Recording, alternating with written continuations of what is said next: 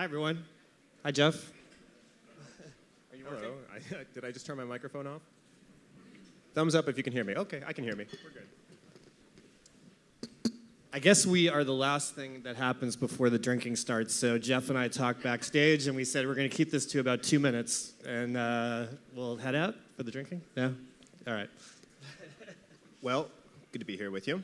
I wanted to start off today. Patch has been through an evolution over the last few months, and so for those of you who haven't checked in on it recently, I wanted to start by giving a little bit of the flavor of what you might find. When I went to my local Patch this morning, Carroll Gardens Patch, the first thing that popped up was a news story.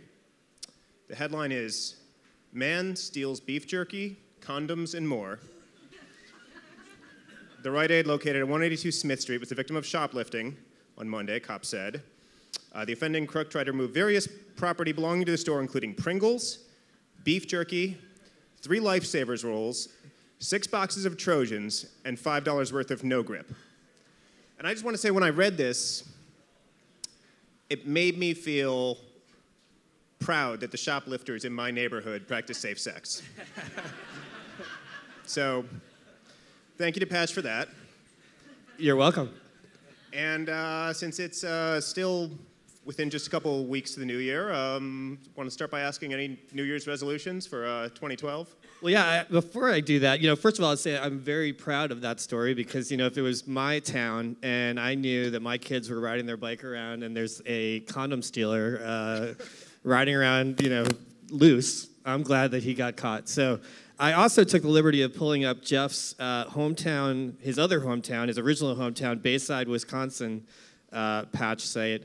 And we have some interesting police stuff. Jeff's not in any of it, unfortunately.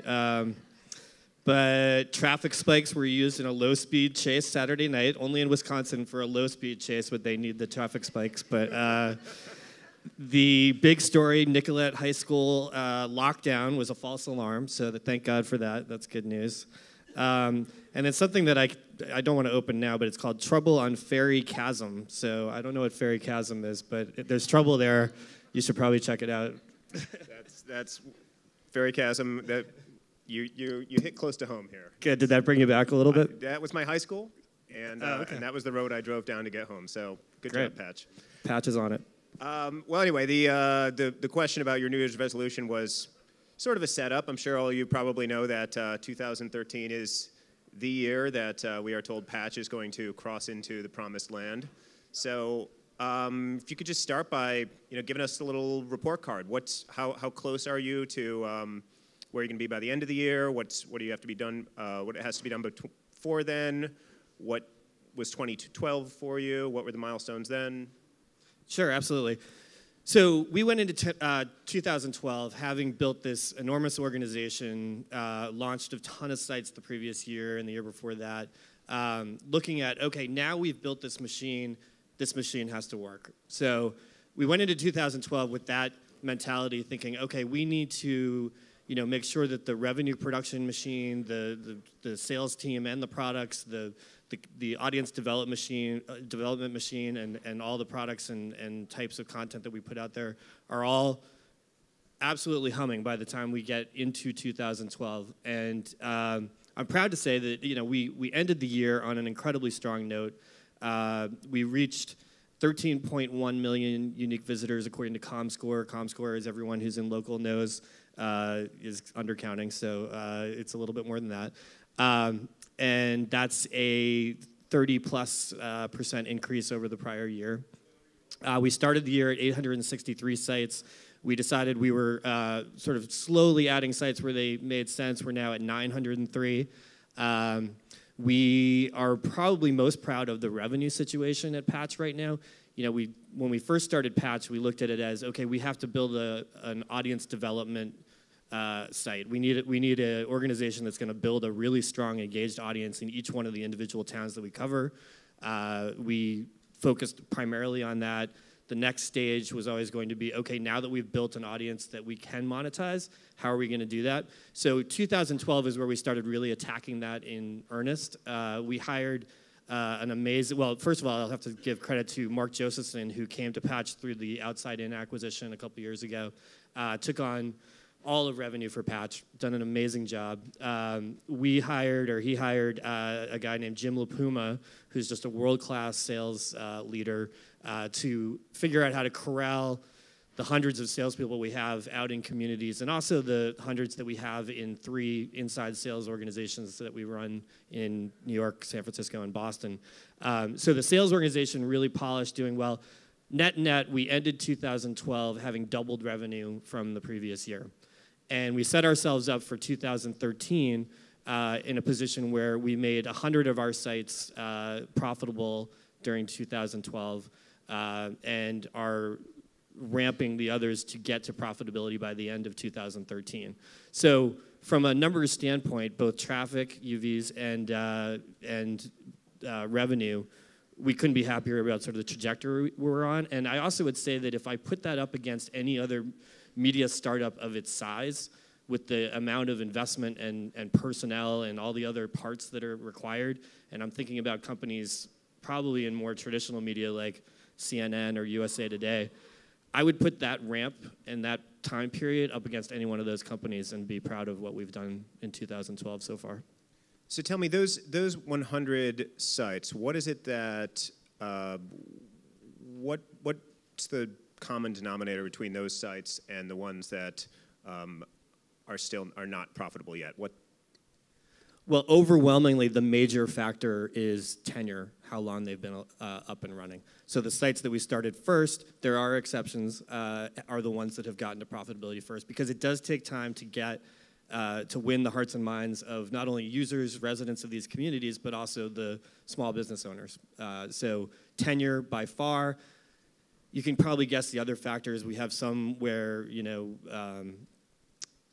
stronger staff in some places than others, frankly, though we try to manage that as well as we can.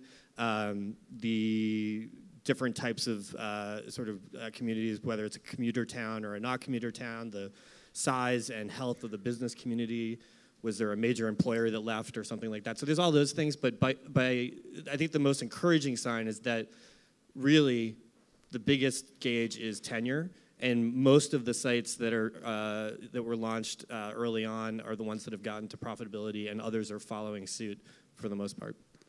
So at the same time as you've been building revenues, going from basically, I think certainly 18 months ago, you hadn't even started monetization in any large-scale way. Is that right?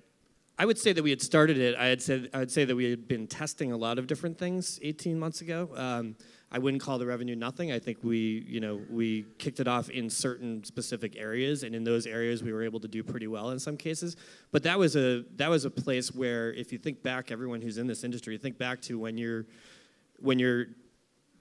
trying to decide which types of revenue products to use and how to sell them and how to make them really, really work for advertisers. That's where we were 18 months ago. So the revenue that we brought in might not have been sizable from compared to the investment that we put in so far, but it was exactly what we should have done to be able to invest in what's going to happen, what happened in 2012 and what's going to happen in 2013. Okay. So I know that you can't talk in specific revenue numbers because that has to be disclosed corporately. Right. However, I can. And I can remind everyone that Tim Armstrong said last year that Patch was on track to close 2012 with between 40 and 50 million in revenue. I'll assume that something like that scenario unfolded. How do you go from a few million to 40 plus million in a year? I mean, where are you finding those veins of gold to mine? You mentioned before, for one thing, that I didn't know that national advertising is really a relatively small part of the pie for you, even though you're really built to be friendly to national advertisers. Yeah, absolutely. Well, I would first refer you back to the staggered nature of these sites, where the average site is only 24 months old at this point. So the sites that are older are doing better and better, and that's one of the ways that we're able to really ramp revenue growth. That's just the same way we're able to ramp profitability. So that's one thing. Second of all, I mentioned already the the training, the tenure, the sort of getting the relationships built by our sales team out in these communities has been huge. Our team has done a great job with building out a new regional sales force. So in addition to every local community having a person or a team of people who are tackling all the SMBs, either in person or from our sales centers, we've got now a team of regional reps who their only focus is to think about the advertisers who cover multiple states or multiple counties, and that might be, car dealerships that go all the way through New England or something like that, networks of hospitals, or banks, for example. So we've seen a lot of traction on the regional side. And then national, to Jeff's point, national is, yes, part of the reason we decided to scale to the level that we did and decided to scale so fast. A controversial decision, but a decision that I stand by 100% because I think we're starting to see the benefit of that. It's sub 10% of our overall revenue, those national dollars, but the interest and the ramp of those national accounts is huge. But we really, really want these sites to continue to be local and locally supported. So the fact that 85+% of the revenue is coming from SMBs and from regional advertisers, to me is incredibly encouraging because it means that we're not pumping national dollars in where we can to try to support something that's local. It's really local supporting local. Walk us through the evolution that Patch has gone through over the last year and really especially over the last 6 months. How are you built differently, and how is the product different, and what is the thinking in there? I would say a couple things. I think how we're built differently. I think the thing that hits home to me most lately about Patch, having gone from 5 years ago sitting in a room with 2 other people thinking about what Patch could potentially be someday, and that was the whole company, to now where we have over 1,300 full-time employees across the country, and we're owned by AOL, and there's this massive investment in it. I think the thing that hits home to me most this year, coming into this year, and for the last 6 months, is that we've grown up as a company enormously. Evidence of that is our management team. We've got a fantastic chief content officer who's sitting in here somewhere, Rachel Fishman-Feddersen. There she is. Say hi to her if you get a chance. Mark Josephson heading up revenue with Jim LaPuma. We just hired a brand new chief operating officer. This business, as most of you probably know, has a ton of moving parts. I mean, there is just so many moving parts, it's hard to keep your hand on all of them. And I think having someone with the experience, the depth of experience as Steve Kalin, who's our new COO, is fantastic. It's allowed John Broad and I, who have historically managed a lot of the day-to-day different things, to, as John puts it, not be playing short one player. We're really sort of able to do all the things that we need to do as a company. So having the management team set up in the right way has been hugely impactful for me personally. I think in terms of how the company has evolved, I think you got to see a little bit of what our new platform is going to look like. So we built the original Patch platform from scratch, and it was based on a lot of ideas that came up before we actually were live in a community. And we learned a ton as we built it, and we've continued to evolve it, and adding 1,000 editors banging on the CMS every day definitely takes a lot of work to make sure it's maintained and done well. And we made a bold, I think, decision several months ago to not completely scrap, but rebuild our platform in a way that's going to do a couple things. It's going to be mostly going from a one-direction conversation from our journalists to the user, and make it more of a 4-way conversation where it's journalist to user, but it's also user to user, and it's user to business, and it's business to business. So there's now going to be all different kinds of ways that people can interact on our platform. And that is not saying that we're not doing journalism. We are. We're actually going to do as much or more quality original content. But what it does do is make it more of a community hub and a place that people can go to communicate with each other. And I think I don't like to use these examples in anything other than I think it sort of amplifies what we do on a day-to-day basis. But there have been a couple really tragic and really difficult things that have happened over 2012 that I wouldn't say define Patch, because Patch is defined by what it does every day in communities that aren't having tragedies and crises. But I do think that it sort of amplifies it, and it lets us show on a broader scale kind of what is possible.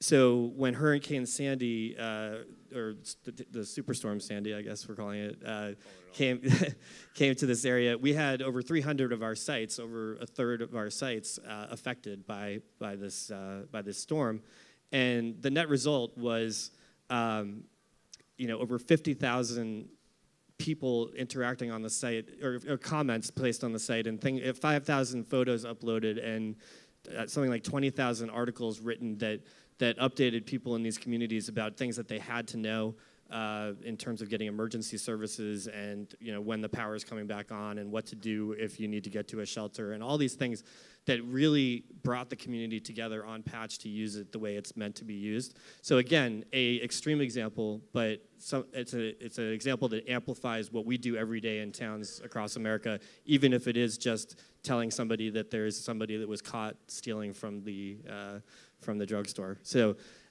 to me, it's something I'm really proud of, and I think it was a big moment in the history of Patch. I'm just curious, how many people in the room have gone to Patch to look for information on something going on in your community?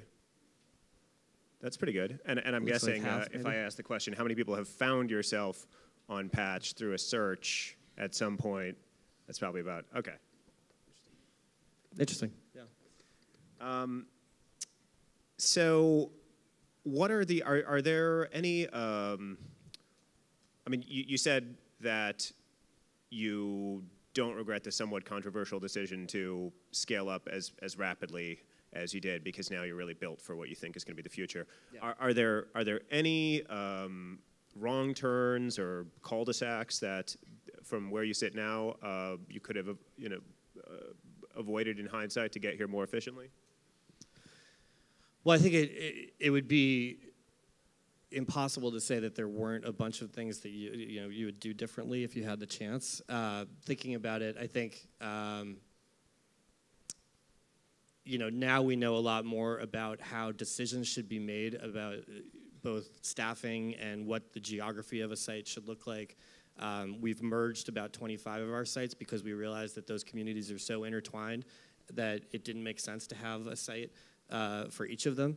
And the great thing about that, and I think if we had realized this earlier, we would have done it earlier, is that those decisions are made by the people who live in those markets. It's not made by me or Rachel or Mark or anyone up here in New York. It's made by the more empowered management teams in each one of these regions. So a lot of the things that you hear, and I'll just hit these right in the head.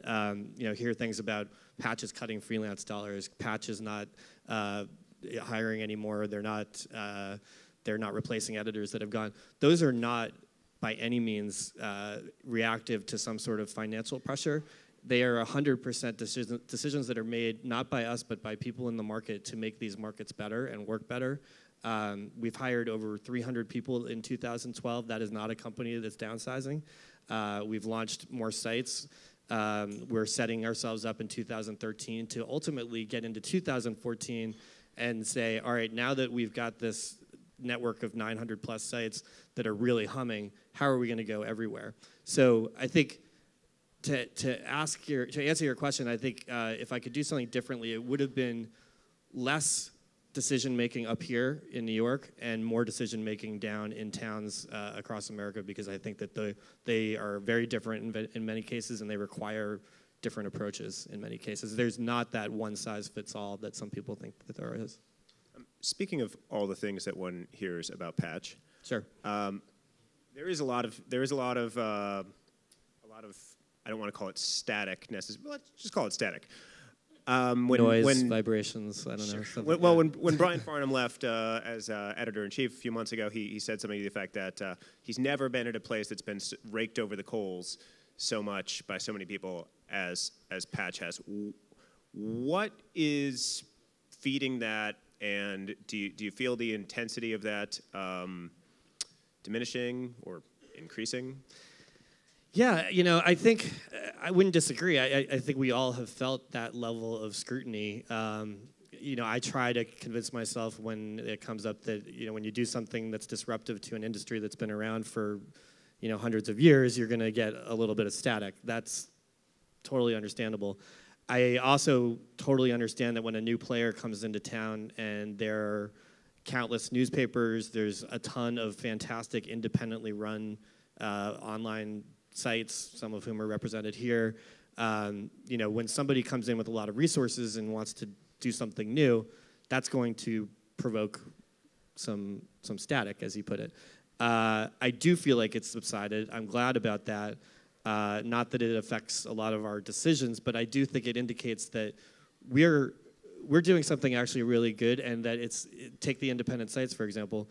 We're not out to bash any independent sites. We're actually out to work with them, and I think a good example of that is, perhaps the best-known person in this industry is Debbie Gallant of BaristaNet, and she's now working, heading up the New Jersey, I think it's called the Media Center at Montclair State, and among all the other independent sites that are part of that, Patch is right in there too as a partner, and we're proud of that, and we want to be part of that, and we want to be part of that industry movement to try to figure out how we're going to best cover and tackle this enormous need and this enormous opportunity.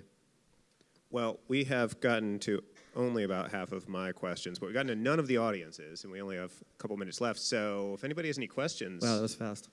Right Hi. here. I was just interested in the 10% figure you mentioned for national advertising, and what's the horizon on what's the target, or some sense of Yeah. So. that growing in the corollary, because we just had a interesting panel on location-based.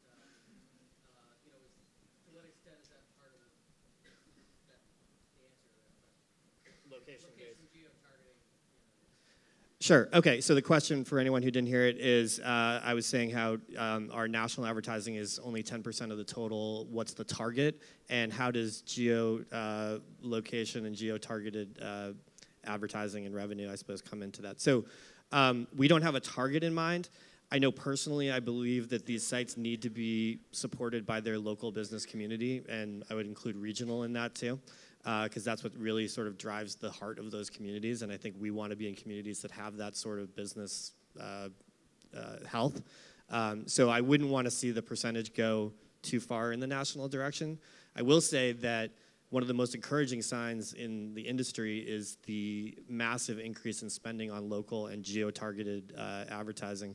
I think local, if I'm remembering these stats correctly, I think this came from a Burrell study, local is the largest increasing ad category, and within local, geo-targeted local ads is going to be the biggest increase within that category. So the great thing about Patch is it lends itself by nature to being geo-targeted. We can get down to a zip code, and then beyond that, we can target by interest and things like that. So we think that as the market gets there, we're going to be right there, ready to tackle it.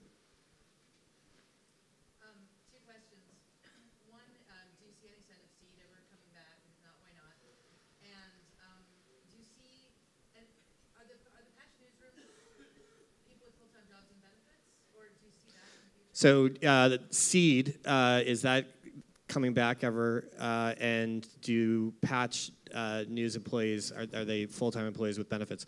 Seed was an AOL initiative that I can't really speak to. I don't know. It was not part of Patch. We didn't really use it, and I don't think it's going to be a part of what we do, but I don't know what they're planning to do with it. And yes, if you are an editor at Patch, you are a full-time employee with benefits and vacation and all the good stuff that comes with being a full-time employee. I will say that we have, I believe we're nearing the 50,000 mark on bloggers who are on the Patch platform and love it and are writing all kinds of fantastic content, and they do it because they love it.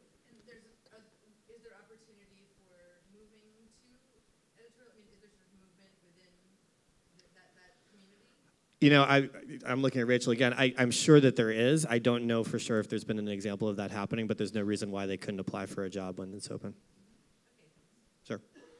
And are those 50,000 bloggers? Is that the sort of the legacy of the Huffington Post merger? Is that because there was a lot of talk at the time of the merger about how the two of them would sort of power each other to a new level? I would say that when AOL bought the Huffington Post and it became a sister property of Patches in that sense, we immediately tried to learn everything that we could from them, and I hope that they learned a little something from us. But I think they do a fantastic job with a bunch of things, and one of those things is blogging. And we realized that we really needed to have a blog system on Patch to let people who aren't professional journalists but still want to contribute on the site. And I have to say, I was blown away by how quickly, and I give the Huffington Post full props for this, for teaching us a lot of valuable lessons on how to do it. But I was blown away by how quickly we got so many bloggers lined up and writing on Patch. It was incredible. And I have to fact check that 50,000 number, but I think it's up there pretty close. How many people in this room are Patch bloggers? It's just by nobody? None? Okay, well, Rachel's there. You can sign up with her on the way out. Let's take one more. Two-part question. One, how has your editorial strategy evolved since where you started to where you are now? And as a follow-up to that, with this four-way conversation model that you guys are talking about, are you looking at that as actually being content? Will you be mining that four-way conversation between business and I'll be standing for the last question. Wow. That was scary. I wasn't sure what was going on back there. It made it to the end of the day. That's all that matters. I feel like I should get up. at least it's water? Yeah, that actually made me almost completely forget your question, but I'll try to answer it. How has our editorial strategy evolved? Well, again, Rachel would be a good one to answer this question, but I would say that there's a lot more organization behind understanding what resonates in a community and what doesn't, and a lot more data behind that, so we can help our editors make informed decisions about what is really useful and helpful and what's not. Yes. So if you were saying trying to give local markets more sway, how does Yeah. that work between corporate, if you will, and the local community? Well, I think the job that Rachel has as Chief Content Officer is largely to figure out ways to arm the local communities with as much ammunition as they possibly can have. It's not necessarily, in most cases, to say, you need to write about this. It's about, here's what's working, here's best practices, here's the processes and the data and all the different things that you could use to make your job easier. Rachel talks a lot about excellence in our content, and how do we make sure that line of excellence is always very high. And hopefully that means that our editorial strategy has gone from not having necessarily any real resources for these individual editors to use at the very beginning to now having a ton of resources that they can draw on to create the best content. And yes, to your second question, as we have more and more conversation and different conversations beyond journalist to user happening on the site, that's definitely going to be a big part of what these editors do, is how do we position that in a way that's going to be most interesting and helpful for our readers. Are you guys building that, or are you using something that somebody else has built for that? We built a really great platform, a new platform that is now being tested in 5 towns. We've learned a ton. Unfortunately, the 5 towns that we are testing in were in Long Island and very much affected by Sandy, so it's taking a little longer than we had hoped to get the data that we want. We want to make sure it's accurate data, but it's doing exactly what we wanted it to do, which is basically we put it up, we test it, we learn a lot, and then we go back and tweak, and you'll start to see over 2013 us roll this out in hopefully a smart way that will get people involved on this platform. And I think a great example of that is how already out in the communities of like Long Beach and nearby, people are signing up for groups on this site where they can share content with each other. So it's really happening, and that's really exciting to see. And I think if we can get it perfectly right and sort of tweak it to a point where that's going to be universally adopted across the country, it's going to be awesome. And with that, I think we should wrap it up before I break something else. But thanks for all your questions, everybody. Thanks, Warren. Thank you, Jeff. Appreciate it. Thank you, everybody.